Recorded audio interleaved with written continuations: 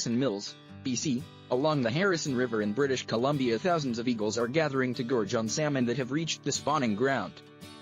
David Hancock, a biologist who has been studying eagles for about 65 years, says the world's largest congregation of bald eagles happens on the river in the little community of Harrison Mills, about 100 kilometers east of Vancouver.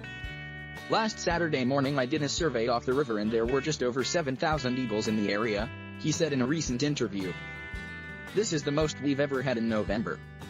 About 35,000 eagles gather in the lower Fraser Valley between November and February, and some days about 2,000 to 3,000 raptors move in, Hancock said. It's the biggest single accumulating area because the Harrison River is the single most productive river, said Hancock. It's the only river in Canada called a salmon stronghold river. The Harrison River is a tributary of the Fraser River and runs about 18 kilometers in length. As rivers in Yukon, Alaska, and northern British Columbia ice up, food supplies freeze too, which forces the eagles south. Our salmon are just beginning to die, so the table is set down here, said Hancock. But there are other factors that contribute to the number of eagles that descend on the area.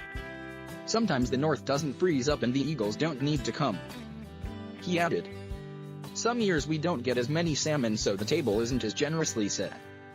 The eagles remain in the area until February, although a few thousand may fly further south into Washington, Oregon and California as winter deepens. Hancock said this year, the Harrison River does not have enough salmon. This was not a good year for spawning, he said. When the salmon carcasses are gone, he said the eagles feed on spawned herring and ulachin, a smelt. In about 4 years the area might not see as many eagles because overharvesting means there won't be as many salmon carcasses for them to feed on, he said. Hancock said in the last 2 decades researchers have learned about the connection between the huge trees and forests in the area and spawned salmon. The carcasses of spawned salmon give nutrition to the soil, he added, which helps trees grow. Without those salmon there are no big forests, Hancock said. That's the lesson we learned in the last 20 years of ecology.